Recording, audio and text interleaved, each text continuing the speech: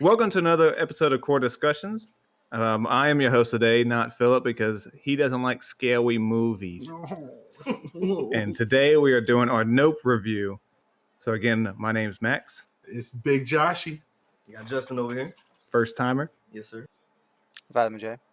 And Hunter. All right, so Jim, I guess I'll start with how do we like the movie? Yeah, overall, I thought it was a very good film, written and directed by Jordan Peele. His third entry. I thought he did a good job storytelling. There was a few elements where he makes you think about it, but other than that, overall, I'd probably give Nope probably 7.5 out of 10. Oh yeah, I thought the movie was pretty good. Very good actually. Like you said, good storytelling. I think there was a couple things that could have been explained a little bit better. But that kind of seems to be like a trend across some of his movies. But overall, all his movies are good. He's a great director. I thought Nope was 7.5 out of 10. Very nice. Is that what y'all thought? Or you rated a little higher? I actually rated the exact same 7.5. I liked the originality of the idea. Not many movies. The actual spaceship itself is the creature. Pretty original take on the UFO. And again, this is a spoiler review. It will say so in the title. So if I spoil it for you, then you can't say you weren't warned. No clickbait. Spoiler alert. What about you, Hunter? I'd probably give it about the same, 7.5, 8-ish. I probably rate it his second best movie. Yeah, same. I think Get Out was first. That was just different. Like it was, and then of course Nope, and then rounding out with Us, or what is it? Us. Yeah. Mm-hmm. It's called Us. Yeah. That was definitely third on his on the list. Yeah, I think so. I think for us, or for all of us, I think Us maybe third, if we had to rank them. Yeah, there were like too many plot holes and stuff that didn't make sense for me. And I liked it, but he did a good job with it. But But Jess and I talked about this yesterday. It's like the ending, though. We kind of needed to see what happened after that. Yeah, it's like I needed more. Getting back to Nope, though, I'm not going to try and pronounce the main actor's last name, but Daniel. Yeah, I have to say, I call him Daniel. Just Daniel. Daniel and Keke Palmer, they did great jobs delivering their lines, making me actually feel like, because like in a lot of horror movies, you kind of get the stereotypical black tropes, but, it's more realistic with Jordan Peele. He brings it, and of course he's directing these actors to how he wants it filmed and portrayed. So I think the way he had them deliver their lines, although Daniel was kind of a dry character, he's still dealing with his father's loss and stuff like that. So I wouldn't say traumatic, but he needs what stuff needs to get done. So like that's kind of what he always falls back on. I just wish they went a little more in depth with Glenn's character, because you kind of have to figure it out like for yourself, like what like he was going through. Like, but other than that, I thought the actors did great. Yeah, I really liked Daniel performance as well. Just like I thought he could tell a lot even when he wasn't speaking. I thought his face just told you you could read his face. Especially with his eyes. Like that's what I was saying. Like, he did a good job. I think just physically portraying like the confusion when stuff started happening, and like the pain of losing his father in the beginning of the movie, and then feeling the weight of having to manage a horse farm, and just the weight of all that all at one time. I thought he did a pretty good job the whole way. Yeah. I like the scene where he was banging the car door to get them to hurry up into the van. Oh, yeah. That was intense. Yeah. Oh, yeah. Yeah, see, I liked how Keke Palmer and Kaluuya made it like they did a good job acting, like to where like you like would legit think they're brother and sister. Yeah, the chemistry there was on one point. Yeah. There's one scene that I really loved. It was kind of like the prank that the kids had did on him. Oh yeah. That was like where he first said no. He was like, oh no. Yeah. These little kids. Well, aliens. Well, that wasn't the first time they said no. No, because when they went to the store and bought them cameras and stuff, And he was like, "Oh, you want me to come help you set it up?" She was like, "Nope. Yeah, nope. I don't want you to. Nope." Yep. Okay, Mister. You gotta pay attention. He's like, I'll pick up on some Get it things. right, everybody watching. Well, I also like how like they made decisions in this horror movie. I feel like a bunch of people actually would have made. Like Yeah, they weren't true. like dumb. Because like horror movies typically like, oh, what's that sound? No, let me go out there and investigate. Well, like in that Like, trailer especially- we saw during the Yeah. movie for Barbarian, like that woman opens up that Yeah. tomb or whatever, and she's like, "Yeah, I'm gonna walk in there." I'm like, hell no. Because like Daniel Kaluuya, like when he was in the truck, he was like, I'm not going out there. And he spends the night in the truck. It's like, that was smart. And I think we also liked the one performance we enjoyed was the there's a director who's in the movie and his voice is just No, he's a cinematographer. He's not a director. excuse me, cinematographer, and he has one of the deepest, raspiest voices you'll ever hear in your life. Going Texas cigarette I'm- for 20 minutes. Yeah, it was real raspy. It was Like, deep. since and birth, social. like he was a baby smoking.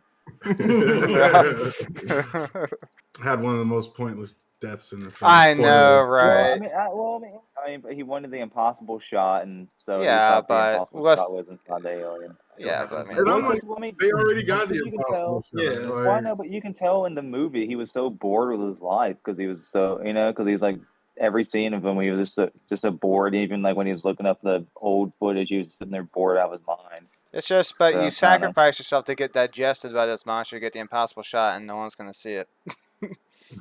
Well, I mean, I take it as like the alien can't die. It's gonna spit that reel out because it can't digest it. I will say one of the most underrated performances in the film was probably the kid from the like Radio Shack store or whatever they went to get the camera equipment. Angel.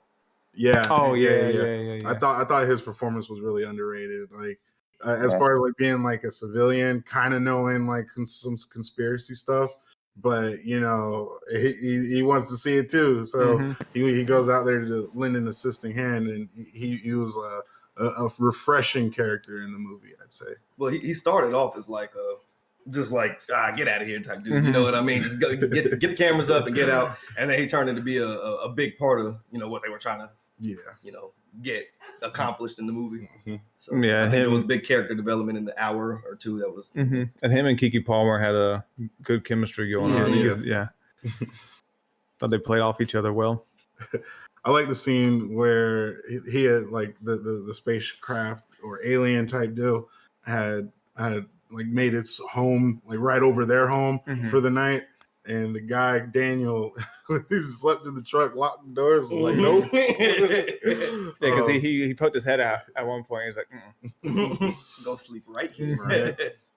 Now I will say one of my gripes with the movie, because I didn't really understand it kind of going through, and we kind of talked about it a little words after. There's a scene, obviously the UFO, for those who haven't seen it, spoiler, he kind of uses clouds to camouflage himself. And there's one cloud that hadn't moved all day, and he comes back like with this crazy news that it's not a cloud, it's not the alien, like, or this. I wasn't understanding that one scene. Like if it's not, like, well, what is it? I want to know too, because I thought the alien was over there. I don't know. Maybe I'll just watch it again. You know what I mean? Maybe they have cloud cloaking technology. I thought it was like maybe like a trash Mhm. bin for like his like whatever comes out. I was wrong because he just did that on the Yeah. house.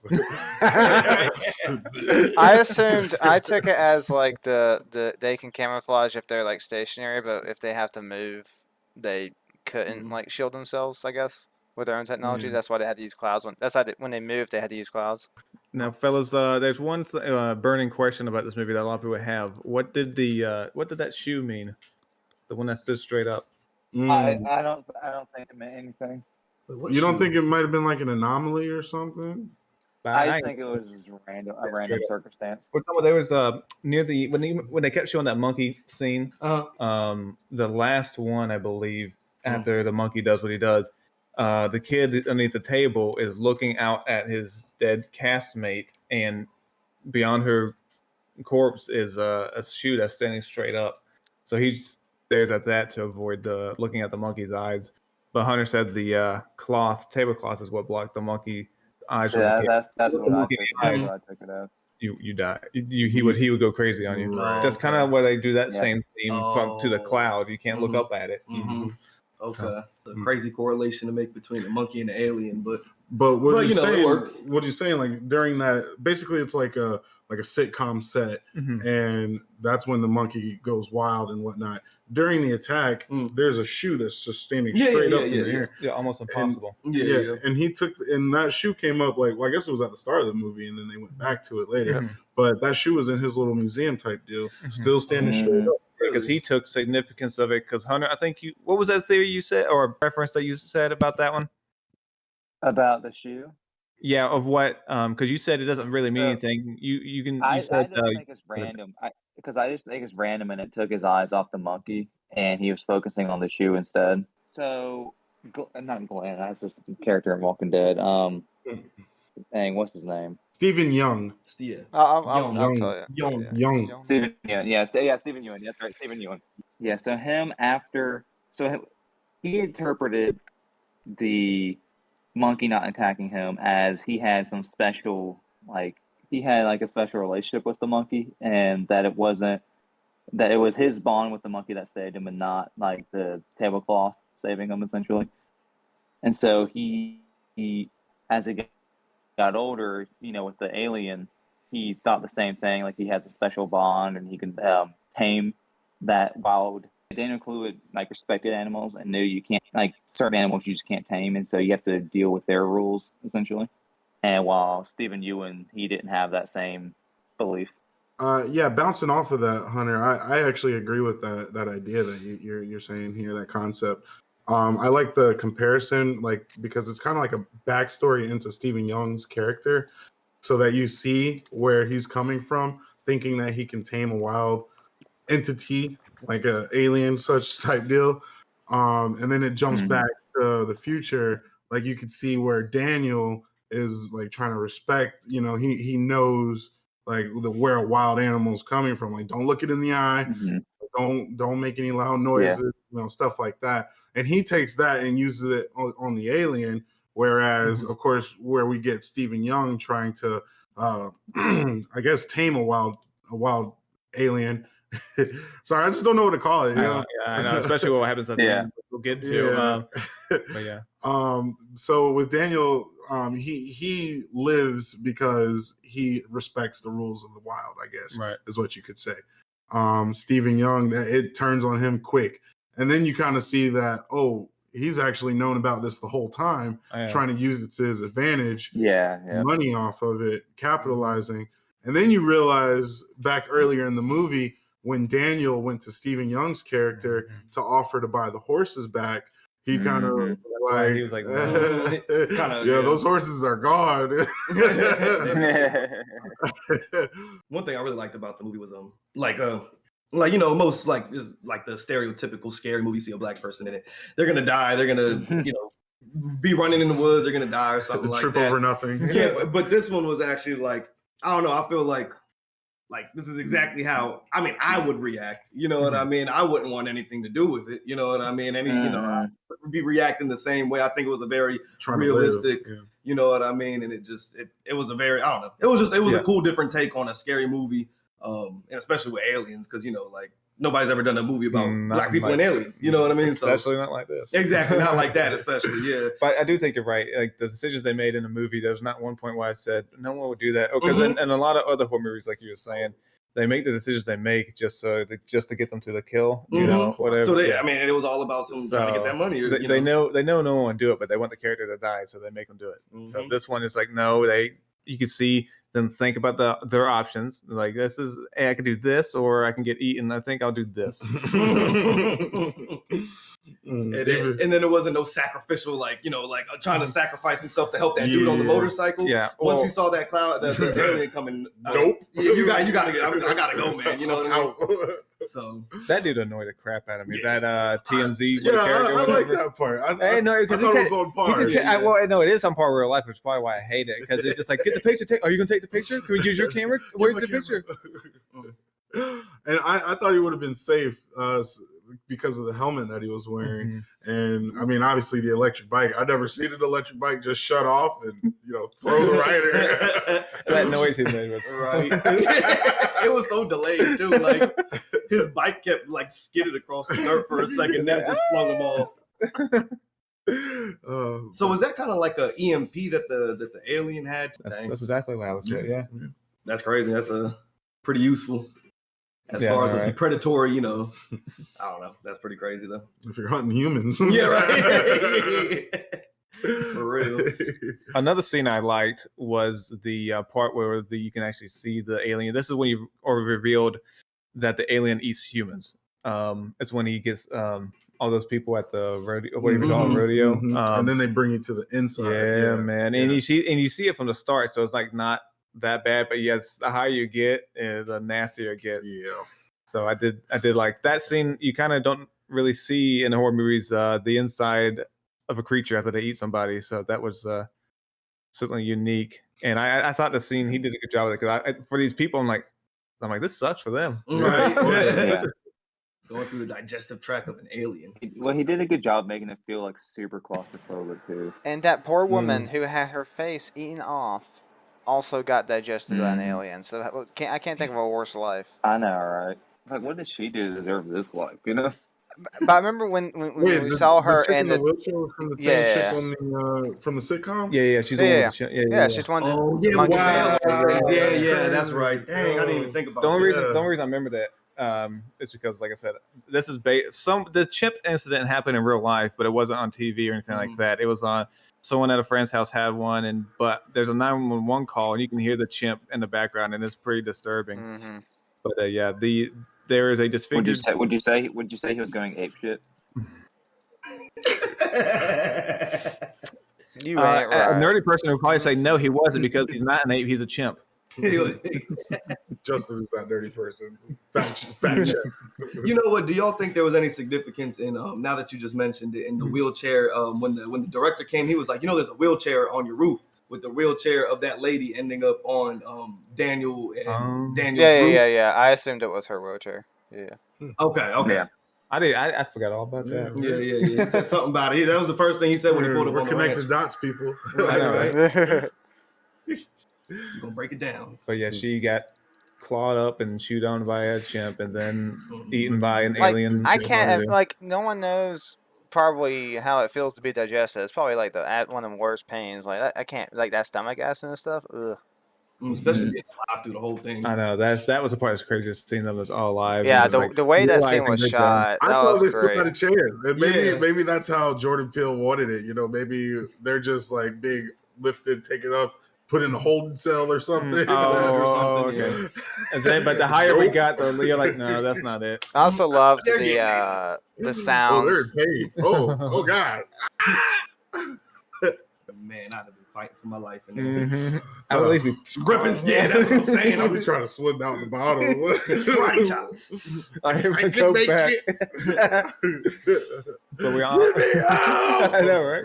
No, you're good. And I find it weird that they can like kind of mess up the alien with like not parachutes, but like tents and nets and the flags and stuff. I don't know. I thought that was weird that was I guess they say like this is a monster, and us humans, when we eat stuff, sometimes we choke up on stuff. Yeah. I guess there's like an alien getting a hairball or something. Right. Yeah. Alien needs to hide it. Get this alien some water. Some water. I will say, when they actually do show what the UFO object is in all its glory, it's just one alien. That's all it is.